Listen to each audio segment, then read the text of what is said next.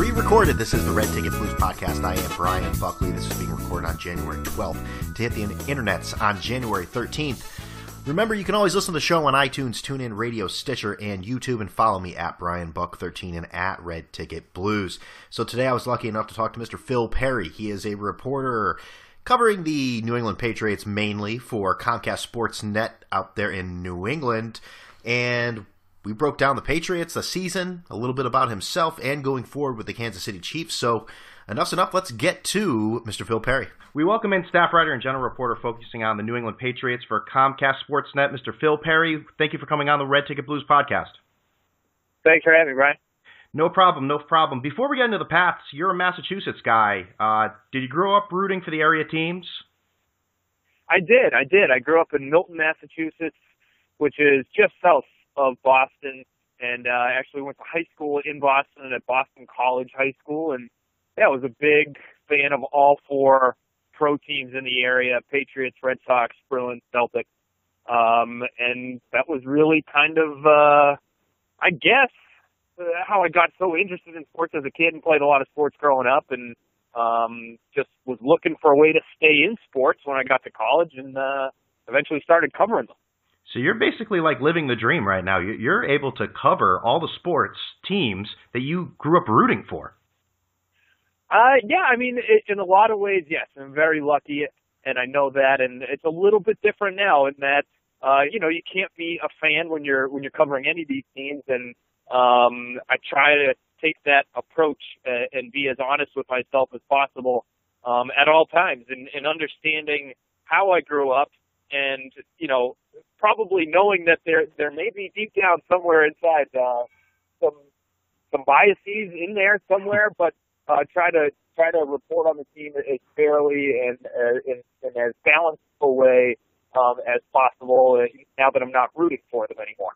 So yeah, I can completely understand that, and I know you've sort of worked your way up the ladder here. How long have you been covering the Patriots for Comcast Sportsnet? So I've been covering the Patriots in some way, shape, or form since their 2011 season, which was a great time to get on board. They ended up going to the Super Bowl that year and lost to the Giants, but was obviously one of their very good teams that they've had over the course of the last 15 years here or so.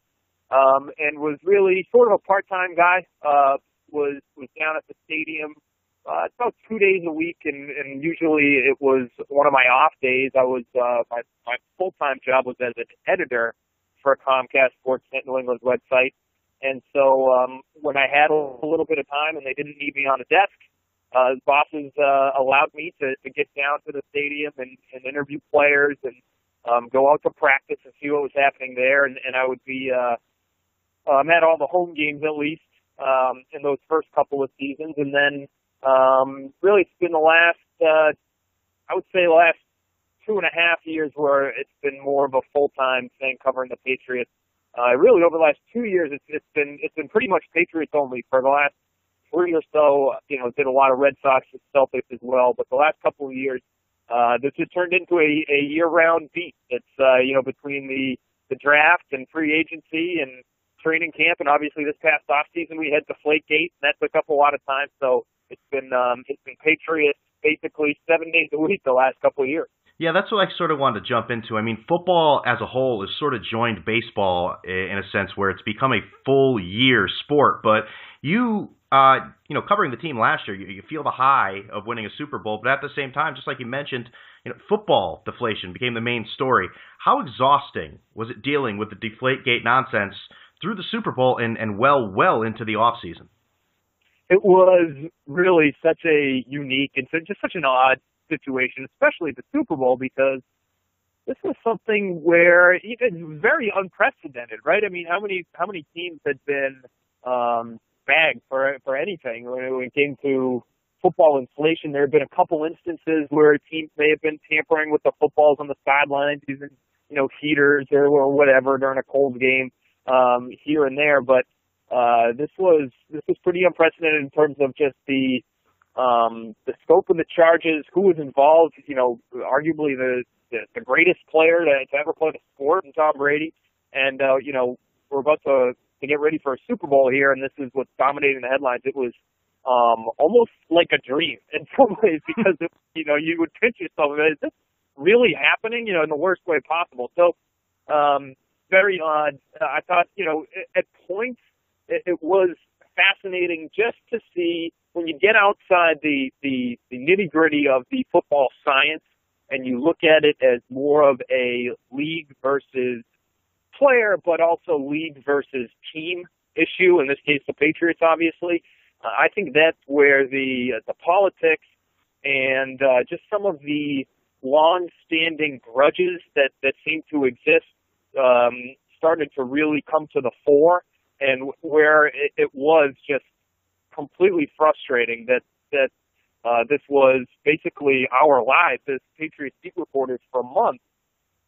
It was a very interesting story at times, and kind of maddening just to see how this $1 billion, more than that, operation that is the NFL operates behind the scenes, because I think we got a little bit better look at that as the story played out. Yeah, I mean, you got shoddy reports from the NFL. You have PSIs in footballs. You have lawyers. You have court procedures. Like you said, it's long-standing relationships with everyone, but at the same time, the issue was long-standing. Did you feel the controversy issue would affect the team once camp broke? Was it on players' minds once training camp began? Honestly, I thought it might affect Tom Brady if it was going to affect anyone, because he is someone who, especially over the last couple of years of his career, has been very focused on harnessing every ounce of energy that he has and pouring it into football, especially during football season. But that includes the off season, where he puts a lot of weight there. He considers his time off, as important in some ways as some of the in-season stuff that he does to make sure he's ready on a weekly basis. He's very conscious of his energy levels, what he puts into his body, how much sleep he gets, and the Deflategate hearings and the stress that came with all of the stories and all the news that came out over the course of the off season, I thought was actually going to affect him, just because it was so, it strayed so far from his typical routine, and he is very much a creature of habit. And so I thought he may come out and be affected in some ways by this. Maybe he mentally wasn't going to have as much energy as he typically might. And, who knows how that would affect practice time or what he's able to do on game days. But I just thought the wrench that was thrown into his day-to-day activities during the off-season might have affected him in season, and I, of course, couldn't have been more wrong. He was probably the MVP of the league through the first 10 weeks or so, and then obviously injuries really struck this team and hit him in a bad way, particularly on the offensive side of the ball, and that affected his performance in a lot of ways. But just another, really pretty ridiculous season on Brady's part, just in terms of his numbers, but also in terms of what he was able to do with a cast of characters around him that was constantly changing. In a certain sense, Brady is very much like Derek Jeter, where they'll give the sly remarks when they get a stupid question, but at the same time they can hold it together. And in the same sense, he doesn't give a lot of info at other times when maybe you want it, which is a lot like the team itself. I mean, day in and day out, I don't want to get in trouble here, but it must be difficult covering the league's most guarded team. How do you and the rest of the media members handle something like that? It can be difficult at times, and it can be frustrating at times. I think in some ways you have to learn to play the game a little bit with the Patriots, because there are just certain topics that they aren't going to touch on. And, first and foremost, that's injuries, which obviously, week to week on every team in the league, in every professional sports league, has a huge impact on what goes on the field of play or the court or the diamond or whatever it is. And you just have to go into every season knowing that you're not going to get a whole lot in that respect when it comes to that particular topic. Same goes for, some of the specifics in terms of game planning or matchups or, who's going to be on who. Those kinds of things are out of bounds for players, and they know that, and they'll be spoken to from time to time if the higher up see something in the media or a headline that they don't like, they'll get called into the office just like, you or I or anybody else may, get a note from their boss at one point or another. So there are certain topics that you just can't touch, which can be difficult at times, but there are other times where, there are people in the organization, and I would say Bill Belichick in particular, who, if you want to talk football and you're really interested in the philosophy of certain schemes and how they match up and the history of the game, and the real kind of nitty gritty in that way, even if it doesn't necessarily line up with what's going to happen that specific week, but, questions about things like roster management or, how the 3-4 defense involved in the NFL. Those are things that, may not be the flashiest headlines or, what's going to garner you a ton of clicks on the internet. But some of those topics can be pretty fascinating, especially when you have Bill Belichick kind of pontificating from the podium, one of the smartest guys in the league and probably in league history, and to be able to get his takes on some of those things and scouting and personnel and, that sort of stuff can be really, really interesting. And so if you know the right buttons to push, you can get these guys to say things. It's just, they're not going to ever give anything away that might potentially help their opponent that week. That includes injuries. It includes game plan stuff. But if you want to talk big picture football, these guys are more than happy to do that.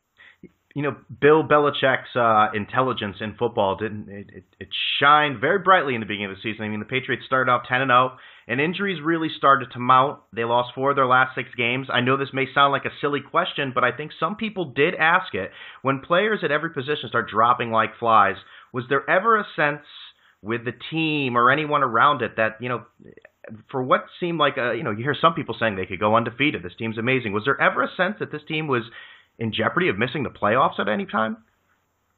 I don't think missing the playoffs just because the division, as weird as it sounds, because I thought that they would get a lot of competition from teams like the Bills and the Jets and even the Dolphins. I thought the Dolphins were going to be much improved this year. I thought Ryan Tannehill may take the quote-unquote leap. So I thought the division would be tougher this year, but it seems like such a given that they're just going to win it every single season. The only time really that, it hasn't worked out in the last handful of years is when Tom Brady tore his ACL and missed the entire 08 season. They finished 11-5 with Matt Castle, but lost the division and didn't make the playoffs.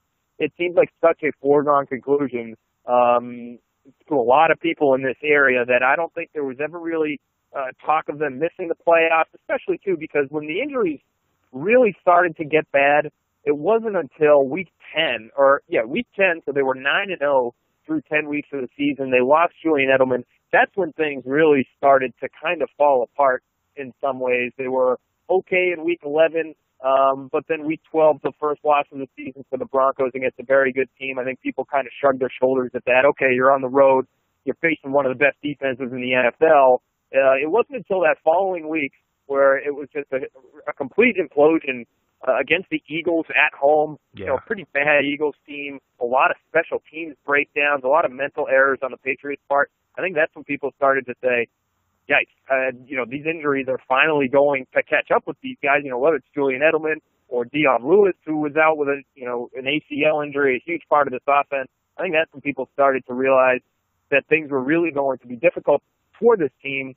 But like I said, by then they were basically double-digit wins, and so I think people just assumed that playoffs were a given. Someday that's not going to be the case. Whenever Tom Brady decides to hang him up, whenever Bill Belichick decides to hang him up, that's not going to be. It's not going to be the same deal where people can just depend on winning the East and getting in the playoffs every year. But for right now, taking the pulse of the fan here in New England, that's generally how people feel about this team.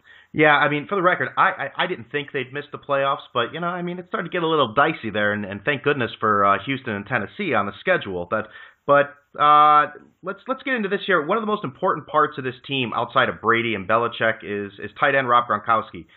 We talked about that verbal wall that sometimes exists in Foxborough, yet Gronk seems to be one of the guys that it doesn't apply to him. He gives great sound bites for you guys all the time. We see it on every channel. Is it as much fun as it seems dealing with a guy like that every day? He is, one of the more entertaining characters to come through that locker room. And he's, you know what, he's actually gotten a lot better in the last couple of years. The first few years that he was with the team, he was like everybody else. He was just as afraid of the TV cameras piling around his locker and looking for a quote. He didn't want to say anything wrong. If you remember, this is now a few years ago, but he posed for a picture on Twitter with adult film star B.B. Jones wearing his jersey, and he was shirtless, and it caused this kind of huge dust storm at the time for some reason, because we didn't really know Gronk the way we know him now, and so it looked like this party boy who was coming into the Patriots organization, and he had already made a name for himself by that point. But the off the field stuff, we were starting to learn a little bit more about this, the fact that this guy likes to have fun and go out and be a 20-something-year-old kid, and there was really no issue with it. But at the time that it happened and people wanted to ask him questions about it, I've never seen somebody more uncomfortable in terms of not wanting to say the wrong thing. And I think he felt really bad about that, and he was spoken to about what it means to be a Patriot, and that includes, being guarded, being a little bit more reserved on social media and understanding the right things to say. In the last couple of years, he found that really, that line between not giving us anything in terms of game plan or how he's feeling or anything in that respect, but still having fun with reporters and with the cameras and going back and forth and, dropping little one-liners here and there. We started to see his personality come out a little bit more. It's a lot of fun to cover the guy. It's a lot of fun, obviously, to watch him play football. He's just such a physical force, unlike really I think the league has ever seen at that position. He's just, racing up the charts in terms of career touchdowns and the production that he's had since coming to the league in 2010. But yeah, a lot of fun to just kind of watch him go about his business, because it's like hanging out with a sixth grader. You get the kick out of a lot of the simpler things in life, depending, whether it's the song that comes on the speakers, in the team locker room, or, a funny shirt somebody's wearing, an ugly Christmas sweater. Those are the kinds of things he gets a kick out of, and he'll let you know about it. What a difference a few years makes in dealing with the media for Gronkowski. Yeah, he's no longer reserved, to say the least. Before we jump into the Chiefs, just quick house cleaning here. What happened Week 17? Were the Patriots, resting on their laurels, or were they actually going for the W? I know this question's been asked several times in New England, but what's your take on what really happened to Miami? And your guess is as good as mine. I think we're still trying to figure that out here. It seems to me like the best guess, and we've asked the question, it seems like about a dozen times to, players and to Belichick on different press conferences and conference calls.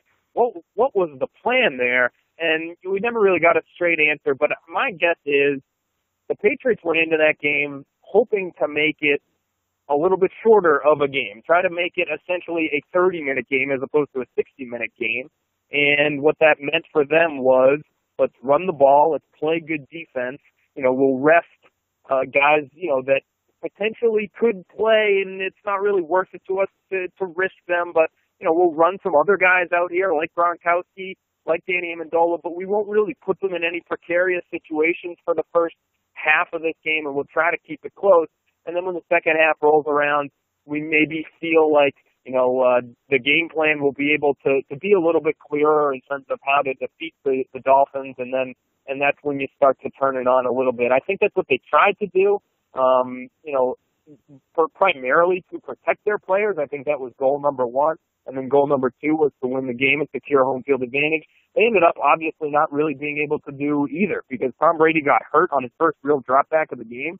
And then, obviously they lost the game. So I think everybody that questions the Patriots' approach in that game is well within their rights.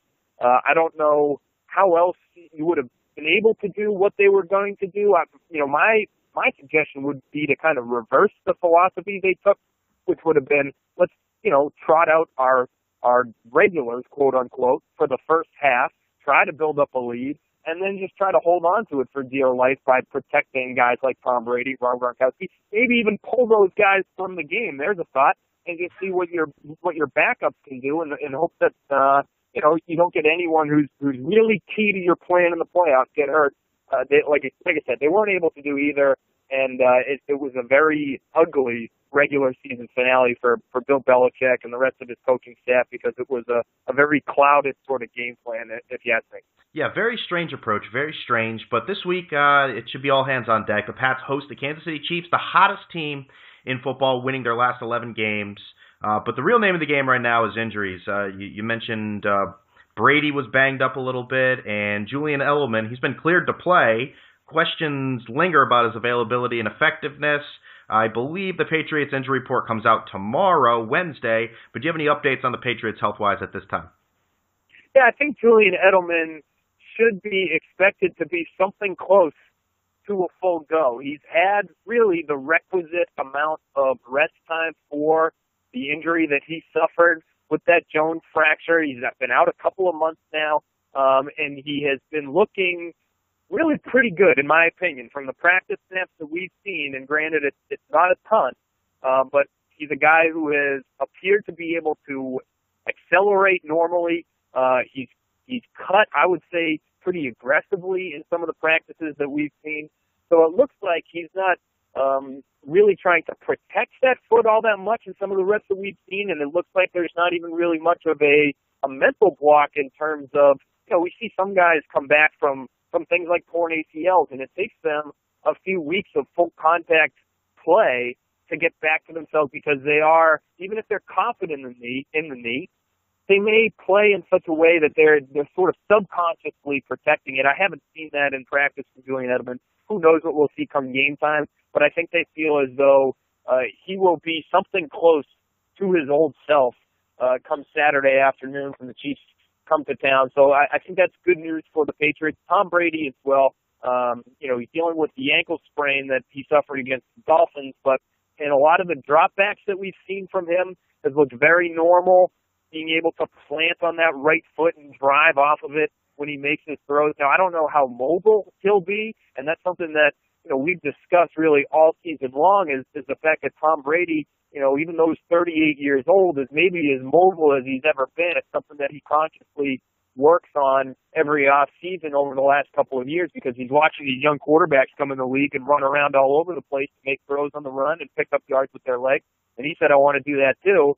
And he has been able to do that to some extent for the team this year. I think that part of his game is going to be pretty limited, and that could be a real concern for the Patriots, given that their offensive line is not only banged up, but inexperienced. Their starting left tackle, Sebastian Vollmer, dealing with a pretty significant ankle sprain. He looked a little bit hobbled out at practice today. He's expected to be able to play, but I don't think he's going to be anywhere close to 100%.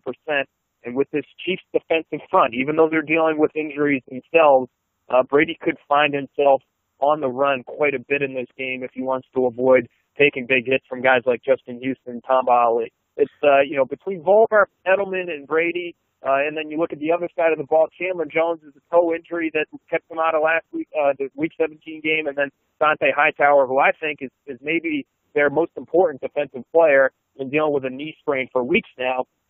If any of those guys, or if all of those guys, I should say, can be anywhere close to themselves, the Patriots should be fine, and I think they would actually beat the Chiefs relatively easily because I'm not sure how the Chiefs are going to score if Jeremy Maclin can't play. Score, enough to beat the Patriots. I think they'll score. I don't think the Patriots are going to shut them out, but I think it's going to be tough sledding for the Chiefs offensively. And then defensively, I think the Patriots, again, if they're relatively healthy, have enough to put points on the board and win this one. Okay, real quick, I just want to say, in 2014, these two teams met. Kansas City won in a laugher, 41-14, and it brought about the not-so-quiet whispers of the end of the Brady and Belichick era. Patriots turned it around pretty well. They ended up having a nice little season. The Chiefs pass rush, you brought them up earlier, they recorded 47 sacks this year, good for fourth in the NFL. How do you see them going up against this offensive line that's been through a lot this year? Yeah, it's going to really depend on how the outside linebackers for the Chiefs are feeling, I think. Justin Houston's been dealing with a knee injury, and he had a pretty good game against the Texans last week, but it looks like he might have aggravated it at one point in the game. And Tom Brady, they only played 15 snaps. He's got a thumb issue that's been bothering him, and he has a knee injury as well. So if those guys are limited, that is hugely important to the Patriots because, again, they have injured Sebastian Vollmer on the left side, and they have Marcus Cannon, who has had a very up-and-down season on the right side. And if Holly and Houston were healthy, those would be incredible mismatches, in my opinion, on the edges. But they're not, it looks like. So I think, maybe that evens the scales a little bit. I think you also, if you're the Patriots, you have to worry about what's happening on the interior of the offensive line. It's been a little bit shaky of late. They use a lot of young players in there. Second-year center Brian Stork has had a little bit of a down season himself after a very good rookie year. I think he's been dealing with an injury really since the start of training camp, had a neck issue that kept him out for the first part of the year. They had to put him on the short-term injured reserve list. And then you have on either side of him rookie guards Trey Jackson and Shaq Mason, who's had a hard time, especially in pass protection. So Dontari Poe, Jay Howard, these guys, Howard especially, he had 6 sacks this year, has been a really disruptive force sort of on that interior, defensive line for the Chiefs. He's the, defensive end in a 3-4 there, so he'll move around a little bit, and I think he would be a tough matchup one-on-one for any of these guys. Basically, the Patriots, on paper, should have a very hard time with this Chiefs defensive front. What may help them is getting Edelman back, getting Danny Amendola back to regular work. If he's pretty healthy, he's been dealing with a knee issue as well. That would allow Brady to get the ball out a lot more quickly and would help negate some of that Chiefs pass rush. I think that's what the Patriots are really hoping for and banking on going into this game, because if they don't have that, Brady may be on his back more than they would like. All right, Phil, you've already told us you think the Patriots win this game. Score. We need a score. What is the score of the game on Saturday? Well, I think it's actually going to be relatively low scoring. Again, I think the Chiefs will have a hard time putting points on the board, and the Patriots dealing with getting some new pieces back. I think they're still going to be feeling things out a little bit through the first half of this game. So I think the Patriots will win. I think it will be 21-17, and Alex Smith will have a clean game. No picks from him. He's generally pretty good at taking care of the football, but I don't know if he has enough explosive plays in him to put up enough points to beat the Patriots in there. I believe they're still in the top 10 in terms of points allowed this year. I don't know if Alex Smith can get the job done against this group. So I'm going 21-17 Patriots. 21-17. Bet the house on it then, obviously, right? You might as well, yeah, of course. Or, maybe your winning Powerball ticket. How about that? Exactly. Collateral. There we go. He's a staff writer and reporter focusing on the New England Patriots for Comcast Sportsnet. He's Phil Perry. You can follow him on Twitter, Phil A. Perry. Phil, thanks for coming on the Red Ticket Blues podcast. Thank you very much for having me. So that was Mr. Phil Perry. I really appreciate him coming on, breaking down the defending Super Bowl champion New England Patriots as they begin their quest to repeat against the Kansas City Chiefs this weekend. Remember, you can always listen to the show on iTunes, TuneIn Radio, Stitcher, YouTube, and follow me on Twitter at BrianBuck13 or at Red Ticket Blues. Like the show on Facebook, and remember to leave a review or a 5-star rating on whatever podcast venue you listen to on. It should only take less than 30 seconds, and it means a lot to me. That's the most important thing. So with all that being said, I'm out of here.